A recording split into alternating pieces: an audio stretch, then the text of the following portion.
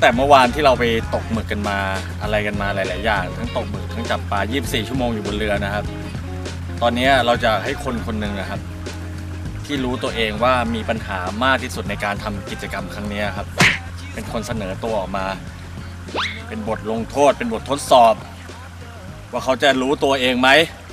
ใครคิดว่าตัวเองมีปัญหามากที่สุดครับตั้งแต่มาร่วมกิจกรรมครั้งนี้เอางี้แล้วกันครับในเมื่อเจ้าตัวไม่รู้ให้ทุกคนโหวตครับว่าใครมีปัญหามากที่สุดในการทำกิจกรรมครั้งนี้เริ่มจากตัวผมเองนะครับเริ่มจากพี่ครับเพราะผมเกลียดชุดแกแล้วก็การแกไม่มีอะไรครับนอกเหนือนี้ต่อไปพี่ยมครับใครมีปัญหามากที่สุดในกิจกรรมนี้ครับแต่ชุดพี่แม่งน่ารักใช่ไหมมันชุดคุมท้องเลยจ้ะมาถึงงานเราโอเคพี่ใครพี่มีปัญหามากสุดนี่เลยกันโอเคครับเพื่อนมึงนะพี่จีเหม็นเปรี้ยวครับใครมีปัญหามากสุดใครดีวะน้องเขามีปัญหาอะไรครับไม่ดูแลผมอ่ะผมมองลงมาเรือมั่วตกปลาไม่สนใจเลยไม่ดูแลไม่ใส่ใจต่อไปบูมครับใครมีปัญหาเยอะสุดผมว่าพี่เขานี่แหละเอาไปโยนน้องมาลงทำไมไปทั้งแว่นเลยต่อไปออฟครับพี่จีครับโอเคกลายเป็นพี่จี3นะครับกระรอกขาวตุ้ยใครมีปัญหามากสุด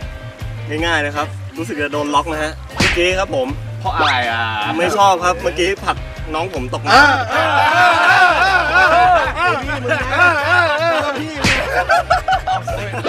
พี่เก่งครับให้พี่เลือกว่าอันไหนมีอุปสรรคของพี่มากที่สุดเลยเดินไปใกล้ๆตอนคืนพี่จี๊ทำไมฮะไม่ตอนคืนกลางคืนพี่มานอนกับผมไงแล้วผมโดนใส่หูพี่มาประจานผมตอนเช้าไงว่าพี่โอ้โหพี่เก่งโอ้ยพี่อย่าไปยอมพี่อย่าไปยอมพี่อย่าไปยอมพี่อย่าไปยอมทั้งเรือไม่ได้ออกหน้านะฮะอย่าไปยอมใช่ไงมึงนำหน้าเลยเอาเป็นว่าพี่จี๊ครับผมเลือกใครนะคอยต่อยพี่ครับพี่จีต่อไปน้องเก่งอันนี้ไม่ค่อยสะใจครับพี่มึงเตรียมกันมาแล้วอ่ะไม่ได้เตรียมคลิปนี้ผมก็คิดอยู่ว่าเป็นพี่โอมหรือว่าพี่จีอยู่สำหรับพี่โอมเนี่ยพี่โอมก็ตกปลาไม่ได้ไงแต่ว่าผมให้อภัยเพราะพี่เขาตกปลาหมึกได้เยอะพี่จีที่มีปัญหากับทีมนี้ก็คือพี่เขาเป็นคนเก็บเงินกองกลางแต่พี่เขาลืมหารตัวเองเรื่องนี้ไม่ได้สรุปเรื่องใครสรุปเรื่องพี่จีครับพี่จีครับผมตบมือกันเลยอะไรเนี่ยผิดแล้วมึงมา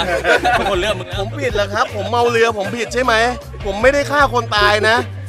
การลงโทษคือการโดดน้ำเราให้เลือกจะโดดฝั่งขวาหรือฝั่งซ้ายขวาหรือซ้ายให้เลือกเอาตรงกลางได้ไหม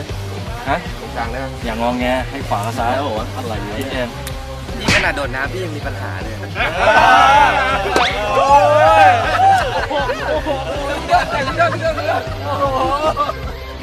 เอาดิเอาฝั่งนี้เอาฝั่งนี้ไป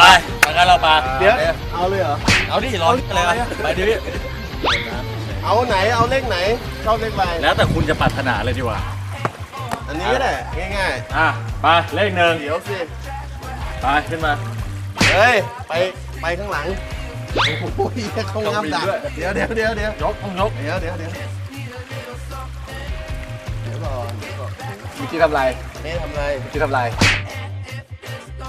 รักน้องจริงเปล่าจริงผมรักพี่อัดเทปอยู่ไหมอัดอยู่ไหมไม่เป็นไรถอดเองจัดไป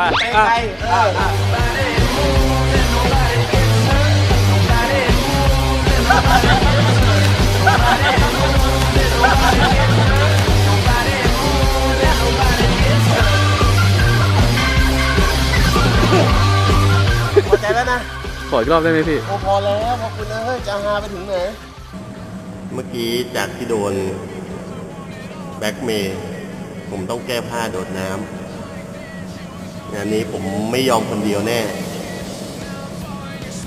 นี่เลยน้ำมันต้องแก้แค้นด้วยน้ำเจอกันไม่พอ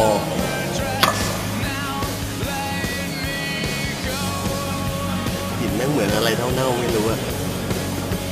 มีเหนียวแน่นอน